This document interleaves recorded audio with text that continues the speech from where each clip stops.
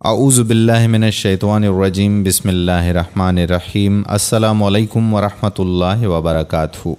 میرے پیارے بھائیوں اور میری محترم بہنوں، آج کی اس ویڈیو میں سرکار دو عالم حضرت محمد صلی اللہ علیہ وآلہ وسلم کی سیرت طیبہ پر ہم کچھ باتیں آپ سے شیئر کرنا چاہتے ہیں، لیکن اس سے قبل آپ تمام بھائیوں سے اور بہنوں سے گزارش کرتے ہیں کہ آپ ہمارے یوٹیوب چینل سلام آقا کو سبسکرائب کر لیں اور ساتھ ہی بیل کے آئیکن کو بھی پریس کر لیں۔ اس کے ساتھ ساتھ ہمارے فیس بک پیج سلام آقا کو لائک کر کے فالو کر دیں اور سی فرسٹ کر دیں تاکہ یہاں پر جتنی بھی ویڈیوز اپلوڈ ہوا کرتی ہیں ان کا نوٹیفیکیشن آپ کو بر وقت مل جایا کرے۔ خواتین و حضرات، سرکار دو عالم حضرت محمد صلی اللہ علیہ وآلہ وسلم اپنے صحابہ کرام رضوان اللہ تعالی عنہما کے درمیان تشریف فرما تھے کہ ایک یتیم جوان شکایت لیے حاضر خدمت ہوا۔ کہنے لگا کہ یا رسول اللہ صلی اللہ علیہ وآلہ وسلم، میں اپنی کھجوروں کے باغ کے ارد گرد دیوار تعمیر کر رہا تھا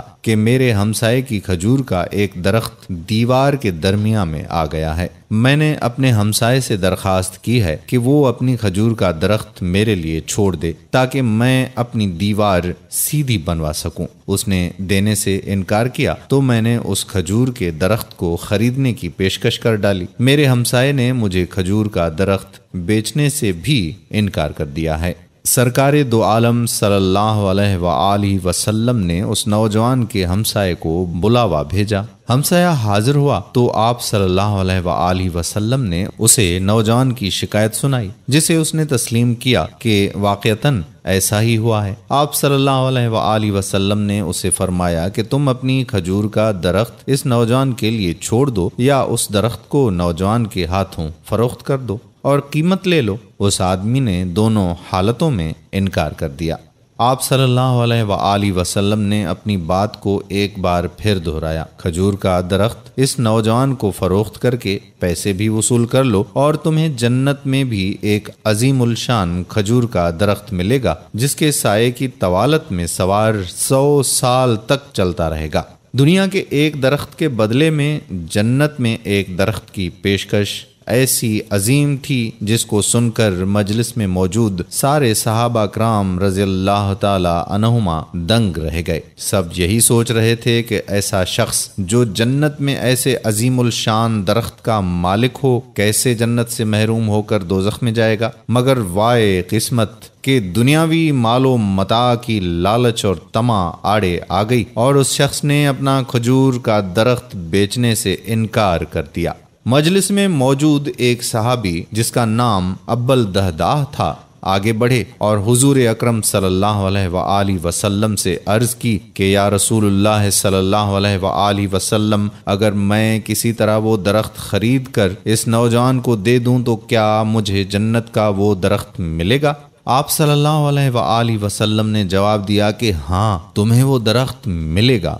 ابو الدہداہ اس آدمی کی طرف پلٹے اور اس سے پوچھا کہ میرے کھجوروں کے باغ کو جانتے ہو؟ اس آدمی نے فوراً جواب دیا، جی ہاں، کیوں نہیں۔ مدینے کا کون سا ایسا شخص ہے جو ابو الدہداہ کے 600 کھجوروں کے باغ کو نہ جانتا ہو؟ ایسا باغ جس کے اندر ہی ایک محل تعمیر کیا گیا ہے، باغ میں میٹھے پانی کا ایک کنواں اور باغ کے ارد گرد تعمیر خوبصورت اور نمایاں دیوار دور سے ہی نظر آتی ہے۔ مدینہ کے سارے تاجر تیرے باغ کی اعلیٰ اقسام کی کھجوروں کو کھانے اور خریدنے کے انتظار میں رہتے ہیں۔ ابو الدہداہ نے اس شخص کی بات کو مکمل ہونے پر کہا، تو پھر کیا تم اپنے اس کھجور کے ایک درخت کو میرے سارے باغ، محل، کنواں اور اس خوبصورت دیوار کے بدلے میں فروخت کرتے ہو؟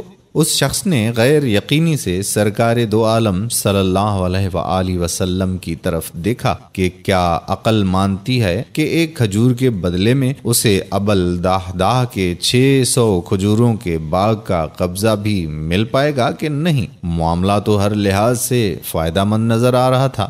حضور پاک صلی اللہ علیہ وآلہ وسلم اور مجلس میں موجود صحابہ کرام رضی اللہ تعالی عنہما نے گواہی دی اور معاملہ طے پا گیا۔ ابو الدحداح نے خوشی سے حضور اکرم صلی اللہ علیہ وآلہ وسلم کو دیکھا اور سوال کیا کہ یا رسول اللہ صلی اللہ علیہ وآلہ وسلم، جنت میں میرا ایک کھجور کا درخت پکا ہو گیا نا؟